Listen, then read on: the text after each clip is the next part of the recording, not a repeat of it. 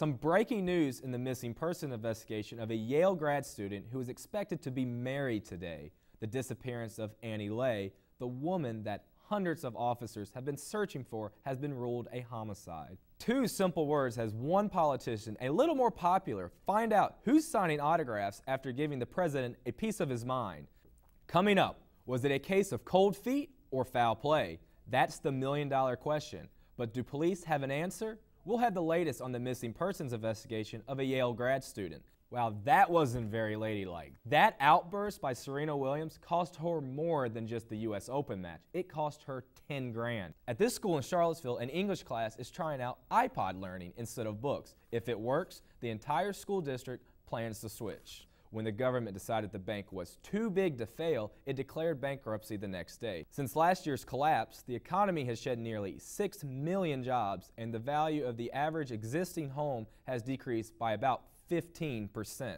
Stocks also took a nosedive after Lehman's collapse, dropping almost 5,000 points. Wilson says he's not going to apologize to Congress for the outburst. However, Wilson did apologize to the president at the urging of GOP leaders. Wilson was spotted in D.C. today autographing photos of the outburst. The Christiansburg Rec Center is the location of the 33rd Annual Senior Citizens Arts and Crafts Fair. The craft show, unlike the one that is held early in December, has an age restriction. Only senior citizens may enter the show. The show also is smaller because no commercial goods are allowed and all items must be homemade. There is a steady flow of shoppers that stop by the booths. The crafts fair was originally held to help seniors make a little extra money.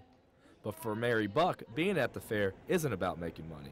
It's not something I do for a living, it's something I do for fun, so I'd like to make at least what I made last year, but it's not necessary. Mary is just grateful to share her gift with anybody who's buying. This year, she's added some new embroidery prints, along with some that have a certain hokey feel. But what makes this craft show different from others is the shred-a-thon that is held outside. Christiansburg Rec Center Supervisor Terry Caldwell explains why combine the two. From both things to help both programs go to have a good participation number. The shred-a-thon is sponsored by the Triad Salt Council, which is seniors and law enforcement working together, and it's a free service that we offer to the public to help shred unwanted documents so that they help prevent identity theft. Identity theft decreased last year, but it is still very important to protect yourself. Last year, 8.4 million Americans had their identities stolen. Of that, 13% were senior citizens. The Shred-a-thon is a way to contribute to the solution. Anybody that wants can show up and get rid of any old unwanted documents for free. For Virginia Tech News, I'm Brian Whitesell. Every year since the early 80s, the Blacksburg Fire Department has hosted an open house to start Fire Prevention Week. The open house is aimed at children, and the idea is for parents to bring their kids to learn about fire safety. We have this every year. It's usually the Sunday during Fire Prevention Week, and our goal is to get as many kids here as possible. We like to start them off young, get them excited about fire prevention. This year's open house featured many different events.